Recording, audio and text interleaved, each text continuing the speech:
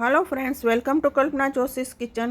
आज આપણે નાના મોટા સૌની મનપસંદ અને હોટ ફેવરિટ એવી જેનું નામ લેતા જ મોઢામાં પાણી આવી જાય છે એવી પાણીપુરી બનાવીશું, જેમાં આપણે કોથમીર ફુદીનાનું તીખું અને ચટપટું પાણી, ખજૂર આંબલીનું ખાટું મીઠું પાણી અને પાણીપુરીમાં ભરવા માટેનો બટાકા અને ચણાનો માવો તો ખરો જ। જો તમને મારી રેસીપીઓ પસંદ આવતી હોય અને હજુ સુધી મારી ચેનલ સબસ્ક્રાઈબ ન કરી હોય તો જરૂરથી સબસ્ક્રાઈબ કરજો। તો ચલો આપણે રેસીપી બનાવવાનું શરૂ કરીએ। તો ખજૂર આંબલીની ચટણી બનાવવા માટે મેં અહીંયા 100 ગ્રામ આંબલી લીધી છે, 100 ગ્રામ ખજૂર લીધું છે અને 100 ગ્રામ ગોળ લીધો છે। તો હવે આપણે આંબલી અને ખજૂરને 2 થી 3 વાર ચોખ્ખા પાણીથી ધોઈ લઈએ અને 15 થી 20 મિનિટ માટે પલાળી રાખીશું। તો આ રીતે ખજૂર આંબલી ધોઈ લીધા છે। હવે એમાં 2 કપ જેટલું ગરમ પાણી ઉમેરીએ અને 15 થી 20 મિનિટ માટે અથવા અડધો કલાક માટે આપણે પલળવા દઈએ। તો હવે આ ખજૂર આંબલી પલળે છે ત્યાં સુધીમાં આપણે પાણીપુરી માટેનું તીખું પાણી બનાવી લઈએ। તો પાણીપુરીનું તીખું પાણી બનાવવા માટે મેં અહીંયા 100 ગ્રામ ફુદીનો લીધો છે અને 50 ગ્રામ ધાણા લીધા છે। ફુદીનાથી અડધા આપણે ધાણા લેવાના છે અને ફુદીનામાં કોઈ જો કાળા પાન હોય તો એ લેવાના નથી। ફુદીનાની દાંડલીઓ પણ લેવાની નથી, આપણે ધાણાની આવી કુમળી દાંડલી હોય એ લઈશું। અને આની સાથે 3 થી 4 તીખા લીલા મરચાં લેવાના છે। જો વધારે તીખા હોય તો તમે 2 થી 3 લઈ શકો છો, નહીં તો 4 લઈ શકાય છે। હવે આ મેજરમેન્ટથી આપણું તીખું પાણી 500 થી 550 ml જેટલું થશે। તો આ રીતે મિક્સર જાર લીધું છે, એમાં હવે આપણે પહેલાં ફુદીનો લઈએ। ફુદીનાને મેં પાણીમાં રાખેલો હતો।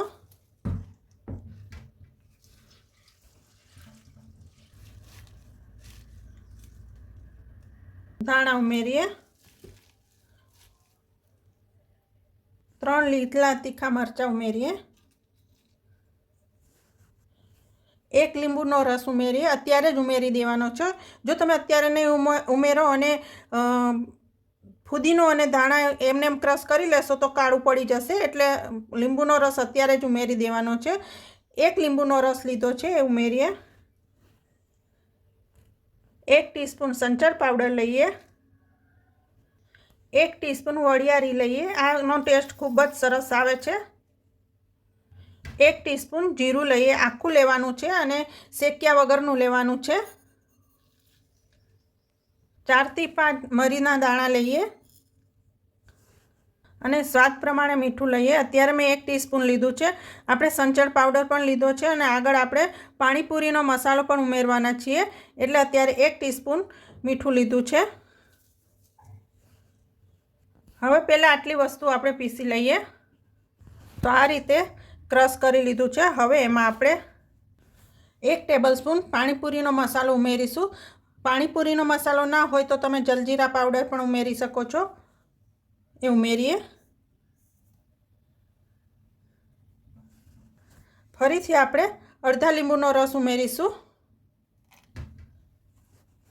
અને 4 થી 5 આઈસ ક્યુબ ઉમેરીએ અને ફરીથી હવે આપણે એકવાર પીસી લઈએ। તો આ રીતે આપણે પાણીપુરીનું તીખું પાણીનું મિશ્રણ તૈયાર થઈ ગયું છે।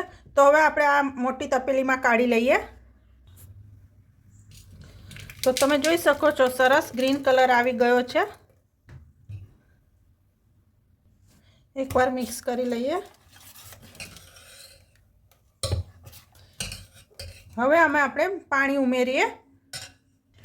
અત્યારે હું ઠંડુ પાણી ઉમેરી છું અને 500 થી 600 ml જેટલું ઉમેરી રહી છું અને 3 થી 4 વ્યક્તિ માટે બનાવી રહી છું।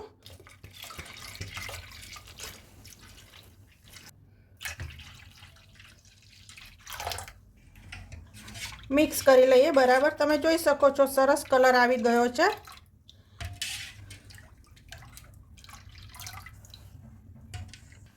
બરાબર મિક્સ કરી લઈએ અને આ સ્ટેજ પર ટેસ્ટ કરી લેવાનું છે।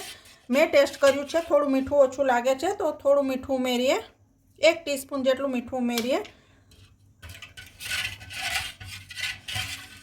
હવે આપણે પાણીપુરી માટેનું તીખું પાણી તૈયાર થઈ ગયું છે।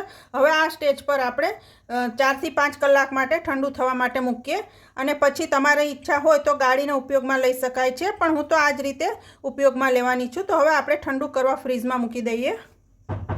અડધો કલાક થઈ ગયો છે. તમે જોઈ શકો છો ખજૂર અને આંબલી સરસ પલળી ગયા છે.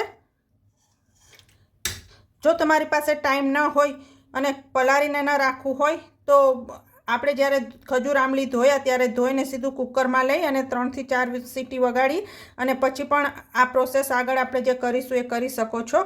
તો હવે અત્યારે આપણે આ પેનને ગેસ ઉપર લઈ લઈએ. હવે પેનને મેં ગેસ ઉપર મૂકી દીધું છે.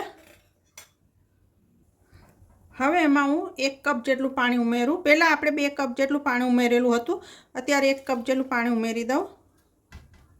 તો હવે આપણે મસાલા કરીશું. તો સૌથી પહેલાં આપણે ગોળ ઉમેરીએ એટલે ગોળ ઓગળતો થાય. તો અહીંયા મેં ખજૂર લીધો છે, એટલે ખજૂર અને આંબલી સરખા પ્રમાણમાં લીધા છે, એટલે ગોળ પણ મેં 100 ગ્રામ જ લીધો છે. પણ જો તમે ખજૂર ના ઉમેરતા હોય તો ગોળનું પ્રમાણ વધારી દેવાનું. તો મેં 100 ગ્રામ ગોળ ઉમેર્યો છે. તો સૌથી પહેલાં આપણે મીઠું ઉમેરીએ, સ્વાદ પ્રમાણે મીઠું ઉમેરીએ. અત્યારે હું 1 ટીસ્પૂન લઉં છું, પછી ટેસ્ટ કરીને ઓછું લાગે તો ઉમેરી શકાય છે. 1 ટીસ્પૂન સંચળ પાવડર લઈએ, 1 ટીસ્પૂન લાલ મરચું પાવડર, 1 ટીસ્પૂન ધાણા જીરું પાવડર, 1 ટીસ્પૂન શેકેલું જીરું પાવડર છે એ ઉમેરીએ. હવે બધું બરાબર હરાવી લઈએ. તમારે સૂંઠ પાવડર ઉમેરવો હોય તો એ પણ ઉમેરી શકાય છે. આ ખજૂર આંબલીની ચટણીમાં સૂંઠ પાવડર પણ બહુ સરસ લાગે છે. હવે 2 થી 3 મિનિટ માટે ઉકળવા દઈએ. 2 થી 3 મિનિટ પછી તમે જોઈ શકો છો આપણો ગોળ પણ ઓગળી ગયો છે અને ખજૂર આંબલી પણ સરસ ચડી ગયા છે, એકરસ થઈ ગયા છે. તો હવે આપણે ગેસ બંધ કરી દઈએ અને આ મિશ્રણને આપણે રૂમ ટેમ્પરેચર પર આવવા દઈએ અને પછી આપણે ગાળી લઈશું અને ગાળીને આપણે પાણી તૈયાર કરીશું. તો હવે આપણે ઠંડુ પડવા દઈએ.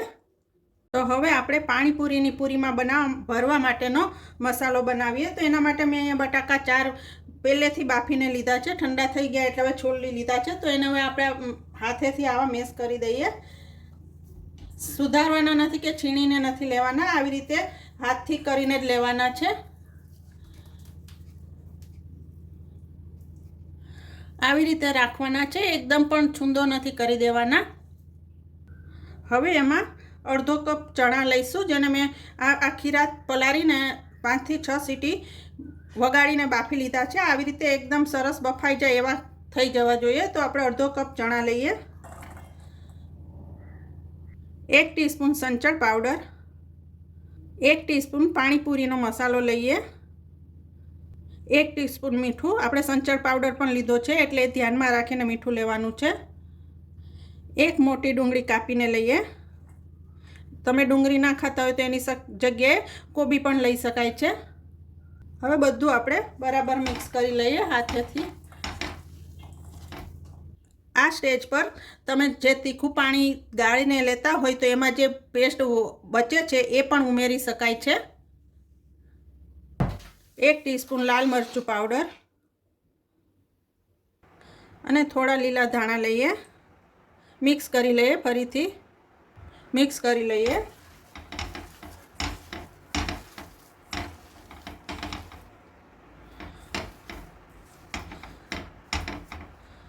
તો આપણો પૂરીમાં ભરવા માટેનો મસાલો તૈયાર છે.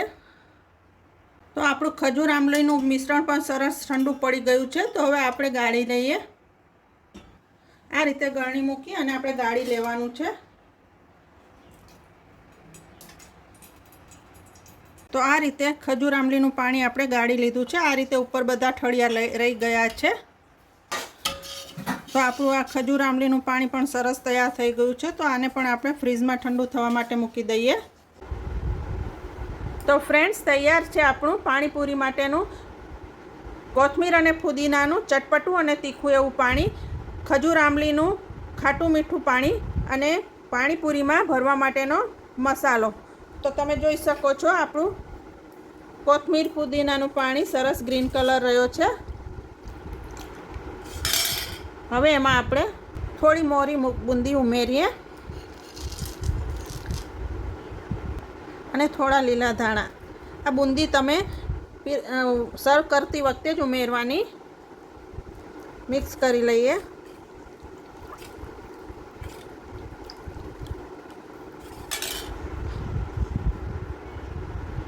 હવે ખજૂર આંબલીનું જે ખાટું મીઠું પાણી છે એમાં મગજતરીના બી થોડા ઉમેરીએ અને મોરી બુંદી ઉમેરીએ, મિક્સ કરી લઈએ બરાબર.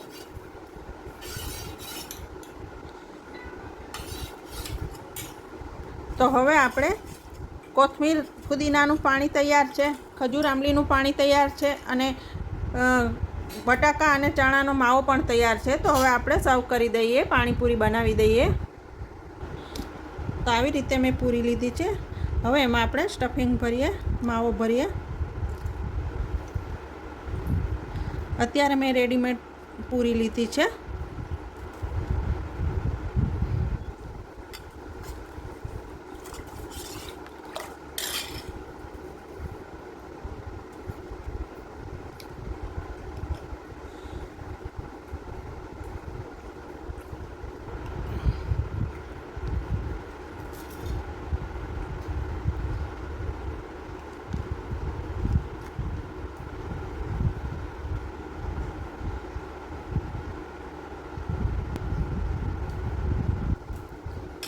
તો આ બીજી પૂરી છે, એમાં પણ આપણે પાણી રેડી દઈએ.